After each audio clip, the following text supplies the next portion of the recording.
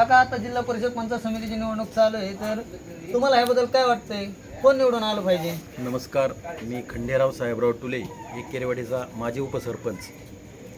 आत्ता जिल्हा परिषद पंचायत समिती गणातून अभिषेक आनंद थोरात, आशिष शेळके कमळ या चिन्हावर उभे आहेत. आम्ही त्यांना एकेरेवाडी गावातून भरघोस असं मतदान देणार आहोत आणि ते निवडून आल्याच्या नंतर दादांचे हात बळकट करण्यासाठी आम्ही सर्व गाव प्रयत्न करणार आहे. नमस्कार, आपण पाहतात महाराष्ट्राची भूमी. तर आता आपण एकेरेवाडी या गावात आलेलो आहोत आणि आता जिल्हा परिषद पंचायत समितीची रणधुमाळी चालू आहे. तर जिथे एकेरेवाडीतील काही ग्रामस्थ उभे आहेत, तर त्यांच्या मनातील उमेदवार कोण आहेत त्याबद्दल आपण थोडे जाणून घेणार आहोत. आपलं नाव काय? नमस्कार, मी पुरुषोत्तम संजय टुले. आमच्या मनातले उमेदवार अभिषेक दादा थोरात व आशिष दादा थोरात, आशिष दादा शेळके हे उमेदवार आहेत. तर कैलासवासी दत्तूभाऊ टुले यांचा पूर्वीचा जो वारसा होता ते उपसभापती दौंड तालुक्याचे होते. तो वारसा चालवण्याचं काम आमचे चुलते विजय आबा टुले यांनी चालवला. ते आज हयात नाही आहेत, तरी त्यांचा वारसा चालवण्याचं काम आम्ही सर्वजण, आमची जी टीम असेल ते आम्ही पूर्ण करण्याचं काम करू आणि आशिष दादा आणि अभिषेक दादा थोरात यांना भरघोस त्या मताने मताधिक्य व राहुल दादा कुल यांचं जे बळकट हात आहेत ते करण्याचं काम आम्ही सर्वजण करू आणि त्यांना चांगल्या मताने लीड देण्याचा प्रयत्न करू. नमस्कार, आपण पाहतात महाराष्ट्राची भूमी.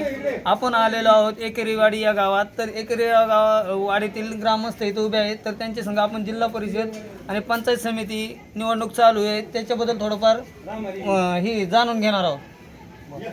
काका, आपलं नाव काय? शरद आबावडे. मी माळेगाव ग्रामपंचायतचा बारामती तालुक्याचा सदस्य 10 वर्षे. मी आता इकडं रहिवासी झालो आहे 2011 पासून. तर मी माझं पहिल्यापासून मी भारतीय जनता पार्टीचा निष्ठावंत कार्यकर्ता आहे.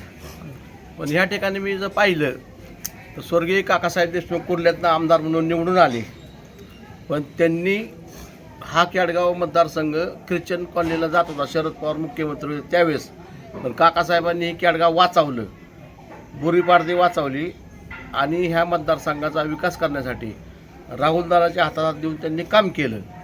फक्त आमचं एवढंच म्हणणं आहे की बाबा, दौंड तालुक्याचा विकास करणारं नेतृत्व भारतीय जनता पार्टी, देवेंद्र फडणवीस साहेबांनी अख्ख्या महाराष्ट्राचा विकास केला. राहुलदादा आमदार झाले. पण माझी एक विनंती सगळ्यांना, विजय आबा टुले ही नेतृत्व नेहमी राहुलदादावर राहिलं. त्यांनी भारतीय जनता पार्टी कमळाचा शेवटपर्यंत, अखेरच्या श्वासापर्यंत प्रचार केला.